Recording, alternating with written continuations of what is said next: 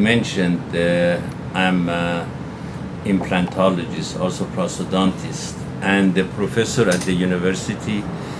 And the reason why I wrote the book Price for Freedom is because I saw the suffering that my original country, Iran, went through after Khomeini came to power, and worst of all, what my family and the Jewish community experienced in the hand of Khomeini.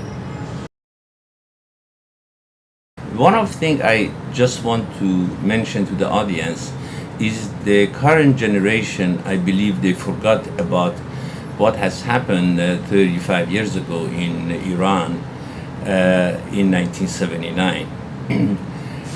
When Carter made the biggest political mistake of the late 20th century and helped to overthrow the Shah of Iran and install Khomeini to power, immediately Khomeini consolidated his power, and he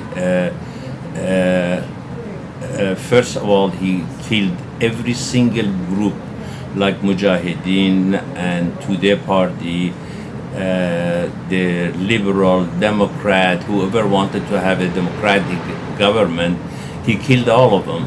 And then immediately after that, the last one was left that they helped him to get to power was United States, that they attacked the U.S. Embassy for the first time in the world history and kept the American diplomat and personnel hostage for 444 days.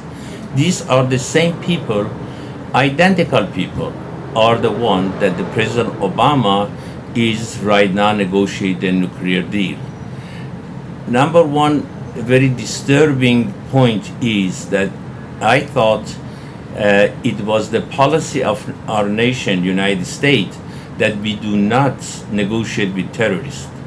Number two, how could we talk to the same people that they brought so much pain and agony to our nation and kept our diplomat hostage for 444 days? Immediately after this, Khomeini established Hezbollah and Hamas, Party of God in Egypt, that killed Anwar Sadat. The head of the Party of God, Dr. al-Zawahiri, now is the head of Al-Qaeda. For example, another point that we should not discuss anything with Iranian is that they arm, form, and train Hezbollah. Hezbollah attacked United States Embassy in Beirut and killed over 278 people. And look at all the other things that this group of terrorists that Iran is funding and doing a worldwide Islamist movement. He give them weapon, he give them training, and give them the money. You know what happened to us in Yemen with SS Code? Two of our embassy in Africa, you know, we had so many people get killed, and that brings us all the way to 9/11. And this is something that I'm puzzled that why this administration bothered to talk to this group of the terrorists, occupier Islamist group in Iran. I believe that the information that the press give to us during the Shah regime, when United States and England decided to remove him from power, so they decided to over-exaggerate every single thing about him and make the really scary story about his Savak secret organization. According to Amnesty International, in 1978, the article was published, which is for public view to see it, and they said that in Iran, in 1978, from 1953 to 78, 25 years, the number of the political death in Iran was 387 people. And then everybody started having a demonstration in every city, and against the Shah. Amnesty International had a sit-down demonstration in New York, London, Paris, Washington, everywhere. Now, if you check right now Amnesty International website, they said that in Iran there are political death 1 an hour. Look at the difference about the atrocity this group are bringing to poor Iranian national. Then why they are not doing the demonstration? Why they are not saying anything about this killer regime, this terrorist regime? So what they did, they tried to over-exaggerate a lot of things to change the public opinion about the Shah of Iran. But in reality, Shah was a great leader for his nation. In 1953, Iran had one university with over 2,000 students, and the total paved road maybe was around 500 miles. And when Shah came, he understood that he have to build his nation, and he signed a oil contract with British Petroleum and a consortium of 5 other oil companies for 50-50 profitability for Iran and 50% for British Petroleum and their group. And with that money, Shah built a super highway all over the country, built 12 universities, 40 colleges. He sent the army of literacy in far corner of the country to educate the people. The group, they will consist of physician, dentist, social worker, engineer, teacher, and they try to open a school, start the water irrigation. They started building homes and teaching them the new way of farming. And the illiteracy in Iran in 1953 was 94%. In 25 years, it was down to 44%. And the number of the students from 2000 went to 1.5 million people, and another 500,000 they were studying in England, in Oxford, Cambridge, in United States, Harvard, Yale, Princeton.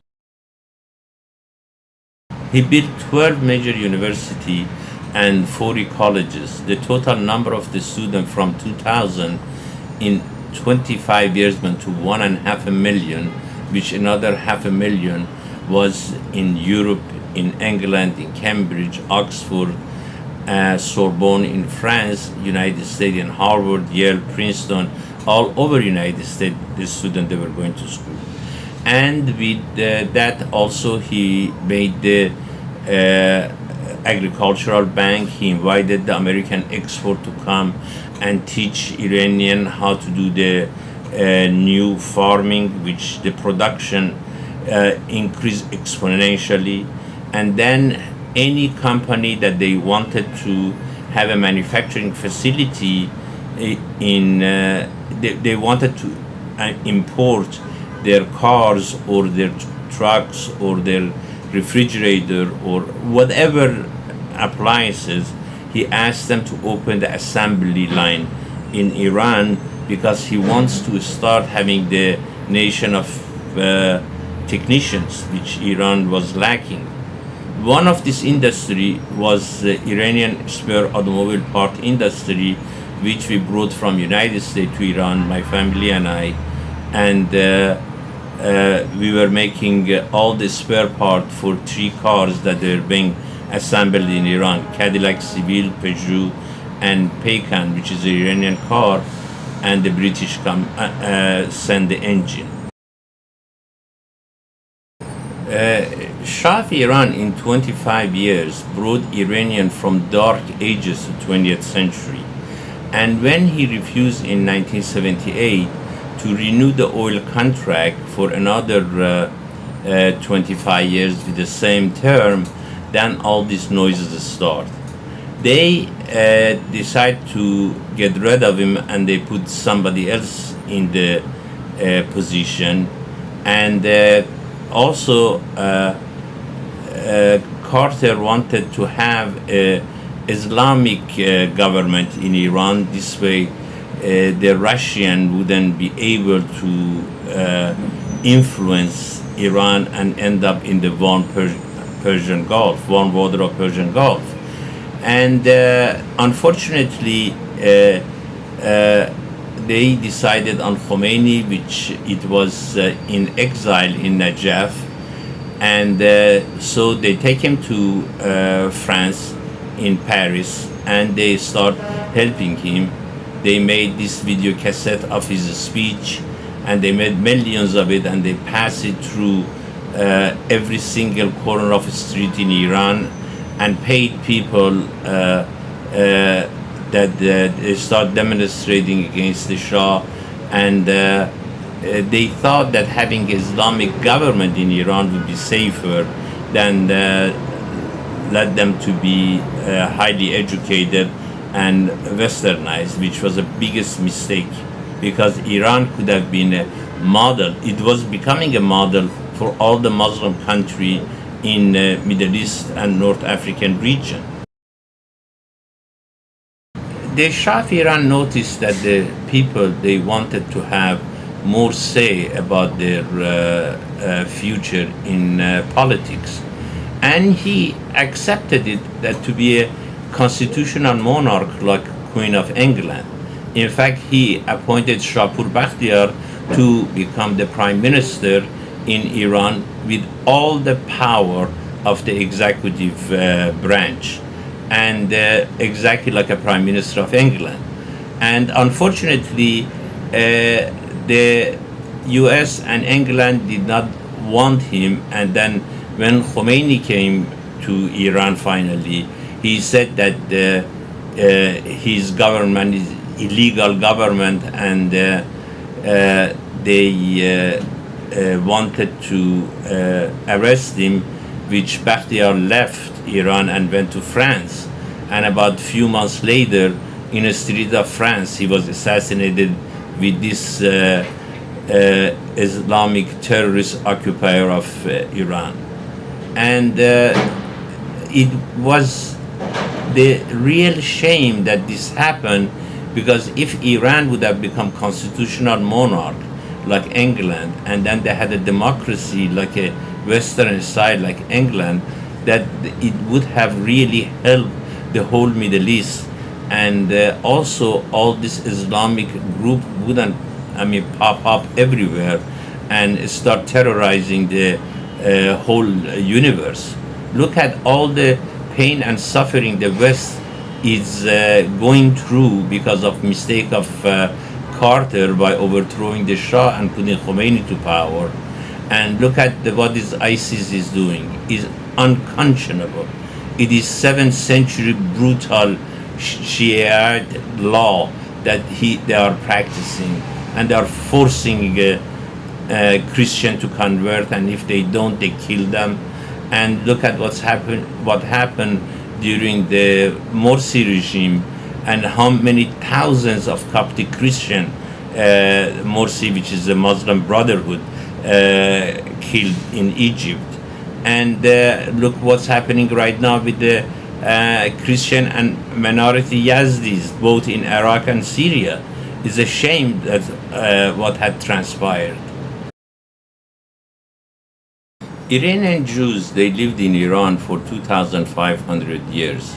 And in fact, there's a Jewish celebration of Purim that celebrate Queen Esther, that she married Cyrus the Great and became the first crown empress of the Persian Empire. And we were all children of Esther. And after 2,500 years, when they arrested 6 Jewish leaders that they had industries, which one of them was my father, and unfortunately 5 they got killed in front of firing squad. I was able 2 days before they were going to assassinate my father to pay through one of my friends that had contact with the Ayatollahs from London, to put $150,000 in Ayatollah's special number account. and they get my father out of jail. And then I asked him, I told my mother, when dad comes out of jail, please take him to hiding and don't go home, because now that they got this money, they're going to come back for more. And then I made 9 separate attempts to get them out through Iran, and all it's written in my book. And finally, in 1983, after 4 years of agony, I I smuggled them through border of Iran and Turkey with the help of the Kurdish tribe. I appreciate them a lot. Iranian Jews, when they saw that 5 of their leaders they got killed in front of firing squad, they were arrested in less than 1 hour. They had no lawyers. There was no court. They were all condemned to be Israeli Mossad, and that's why they got killed. They felt that is another of Adolf Hitler is here, so they all decided to do massive, evacuation from Iran. More than 40% they went to Israel, about 10% they emigrated to Europe, and about 50% came to United States, which the major center of the Iranian Jews are in Los Angeles and New York. And the reason why United States or European they accepted the Iranian beside the Jews, also the Christian or Baha'i or Zoroastrian, or even many of the Muslims, that they did not believe in the Ayatollah Khomeini rhetoric about Islamization of Iran. More than 3.5 million Iranian citizens, they emigrated out of Iran. Most, they were highly educated. They were physicians, dentists, they were engineers, they were businessmen, they had industries, and they all came out of Iran with unbelievable amount of money. And that's why the United States or European accept them to their nation, because they were highly educated. Number 2, they wouldn't be a burden in their country to get any kind of a support from their government. Number 3, they end up to have a highly educated population as an immigrant in their country. And many of the Iranian have made a real progress in United States and also in England. And many of the major industry today is majority interest is belong to Iranian Jews and Muslim. And many, they are the college professor now, they are lawyers, they are physician, dentists, and they are businessmen. Practically, they are one of the biggest force in the jewelry and diamond exchange. And of course, they have always been involved in Persian carpet and also in real estate. 3 out of 10 top real estate owner in New York, they are Persian Jewish person, and same thing goes in Los Angeles. In fact, the amount of the new real estate development that the Persian Jewish group that they made in Los Angeles is just extraordinary. One of them just made a new casino in Vegas and invested more than $5.2 billion to make that casino. And so therefore, that was the reason that why that time when the Iranian Jewish and other minority like Christian and Baha'i and Zoroastrian and Muslim came to United States or Europe, they were received very warmly because of their education and the money that they brought in. The oil crisis of the 70s also was cause of downfall of Shah of Iran, because during the Nixon and also Ford and also during the Carter, it was some shortage of oil and gas, and then we saw the long line and people are waiting at the gas station to get filled up. And then some of it, I believe it was trying to arouse the public opinion against the Shah, and they said it's his fault because at that time he was the most powerful group in the OPEC, and the price of oil was very, very low.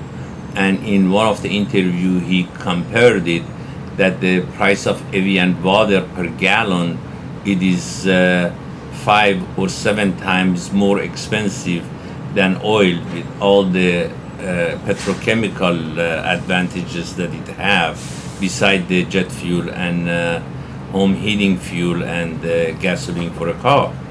And so therefore, when they decided to remove him from power, they could have made anything, that public would accept it. And that's how they portrayed him as a monster. And I believe that the oil crisis, which I believe some of it was made just for political purposes and was not true, and it was one of the reasons that they used in order to overthrow him. The beginning of the revolution, they said that they're going to have a coalition government headed by Ayatollah Khomeini and his old man, and they're going to go to the holy city of Qom in Shiite religion and be just spiritual leader. But how little they know about this evil man. So what has happened when Khomeini came to Iran and got the power, he immediately went after every group that I mentioned before, from Democrat to nationalists to their party to Mujahideen, whoever helped him, and they wanted to set up the coalition government, and he started destroying one after another. In fact, the first president of Iran had to escape in a woman dress out of Iran, go back to France. And so he practically killed them without mercy. And then he set up the policy of fear, then start forcing women to wear chador, and they start making the country become more and more Islamist. And they, with the name of religion, they decided to arrest anybody that they want, and they flog people if they, for example, their chador was too high up, was showing their hair, or they start stoning people for crime. And unfortunately, during this regime, there is no court, there is no justice, there is no jurisprudence. It's just they arrest people and they put them in jail, and they can torture them any way they want. And in fact, as you know, everyone knows, Iran is one of the biggest violators of the human right today. These Islamic terrorists, they're occupying Iran right now. They are ruthless, they are murderers, and they are one of the most vicious group of human beings on earth. They're arresting people without any reason, without any court document, and then the atrocity even go as far as that when, because of no reason, they kill them, or if the person during the torture died, then the parents come or the loved one come to pick up the body for burial, they have to pay for the bullet that they killed their, loved one. This is the biggest atrocity. Also is tremendous child abuse. And they brought the age of the girl to get married all of it, from 8 years old up. This is against human being. How can a 8 years old girl, get married? And because of Prophet Muhammad, when he was 49, he married this 8 years old girl. And they think that according to Islam and Quran, it's fine, the people they can do. And they just passed a new law in Iran, said that if the woman had a child from previous marriage and remarried with another person, her husband have a right to sleep with her after she's 13 years old. This is unbelievable atrocity, and is a shame to the world not to raise their voice against this killing regime. And they are coming with no reason, no warrant. They just arrest, they take them to jail, they torture them. The amount of the torture is unbelievable. There is no free press at all. And whenever there is underground press, they arrest them and they kill all of them. Any lawyers that they wanted to find out anything, they get arrested and they are in jail. And they are ruling by fear. The people are really, truly are afraid of them. They don't know. They don't even trust to talk to their neighbor because they met everybody as an enemy of the other, because you don't know who worked for the regime. And they set it up exactly Adolf Hitler does it. Like Basij is like Gestapo, and Pastaran is like SS, and then the army. And he followed the rules and regulation, and he is, as you know, the government is totally against Israel, and they want to wipe out Israel from the face of earth, and for no reason. Iran have no border with with Israel. Israel have never harmed not even one Iranian, but just this is what they are preaching. And I'm sure most of the audience, they heard not once, many times that they want to wipe out Israel from face of the earth, and they don't care if they kill 6.5 million Jewish people that they live there. One of the biggest mistakes that this administration is doing right now is to negotiate with Iran. Iranian government was bankrupt because of how the Ayatollahs and the regime, they stole all the money out of this nation. Can you imagine Iranian gas company went bankrupt, and the people in Iran that I know, they were calling me and they were begging me if I know anybody in the United States administration or Senate or House, please notify them, please don't negotiate with Iran, because this group, they are in verge of financial collapse and they have a chance to overthrow it. The government employee did not get money for 4 months' salary, and they were started demonstrating everywhere. And then, unfortunately, against the United States principle that we do not negotiate with terrorists, President Obama decided to open the negotiation with the same group of people that they kept American diplomat hostage for 440 days. President Rouhani today, and he said that he is moderate because it's a framework that they give. They choose who run for a president. They call one of them very orthodox, one of them very religious, one of them sort of conservative, and one of them liberal. And they are all their own group. It doesn't make any difference. Secondly, in Iran, if you look at the Islamic structures that they set up, there is the council. In the top part is the Islamic Council, member 12 people, headed by Ayatollah Khomeini today. And he have an absolute power of veto over everything.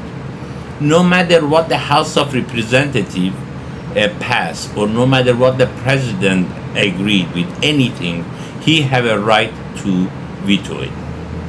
Ayatollah Khomeini, since this negotiation started, more than 4 times he said he will not agree any kind of a restriction in Iranian nuclear study and progress. Now here we are negotiating with this president, quote unquote, he is liberal, and which is absolutely nonsense. This man, in 10 years ago, he was head of the group that was interrogating all the young people, and he had the blood of at least more than 120, 130,000 people in his hand. And in fact, his son, he was ashamed of his father, and when his mother ended up, President Rouhani's wife ended up in the psychiatrist hospital because of what, genocide her husband was doing. He wrote the letter and he denounced his father and his killing and murder, and he said he cannot raise his head in public and committed suicide. And his letter was published in the internet that is available for anybody that want to see. Another thing too, it's no matter what we agreed with Iranian, no matter what we do, and in the end, is President Khomeini, Ayatollah Khomeini is the one, he have a final vote.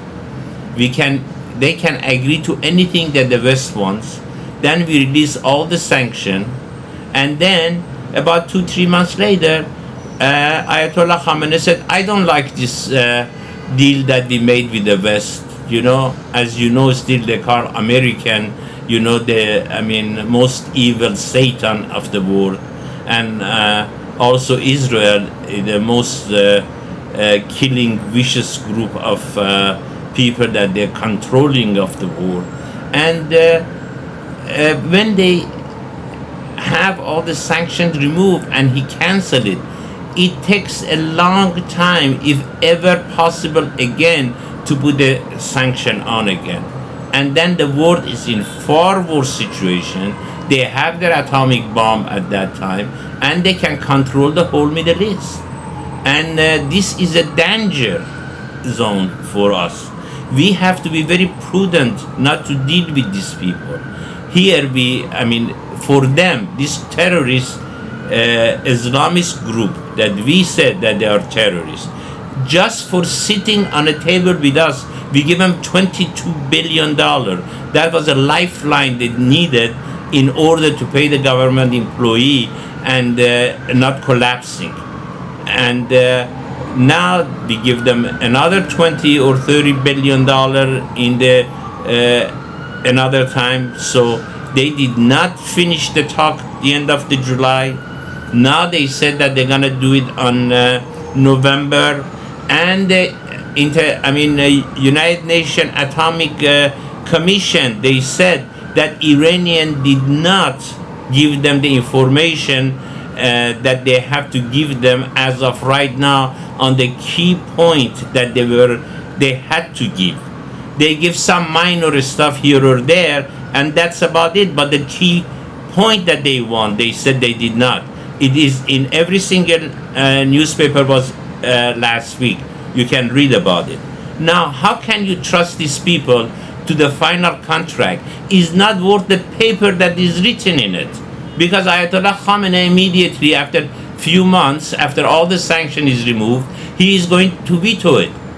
And we are in the very, very different and most dangerous situation you can imagine. I have a fear that if we sign the contract with them and remove the sanction, and then Iranians start negating on the contract, and they move as fast as they can toward building the atomic bomb, and in most expert opinion they are less than a year away, and then it forced United States to have a military action against Iran. Iran is the very large country, is 1/3 of United States, and it is very difficult to have a war over there, and I don't believe the public United States, they are willing to support such an endeavor. And then I'm sure many people, they said, okay, let them have their nuclear bomb, so what? But the one thing you do not understand, if you look at their history, they take revenge. They might not use the nuclear bomb, but they use a dirty bomb, and they can contaminate, for example, anywhere. I mean, New York subway system or London subway system. And I tell you another thing. One of the other country that they might hurt very badly is Russia, because Russia helped them to gain most of the information about their atomic energy. They would give the dirty bomb to Chechen to drop it in the Moscow subway system. But these people are dangerous. They would use it in a different form and different manner. We are in big trouble negotiating with these people. We should make the sanction much tighter than it is for the safety of the world and Israel and United States.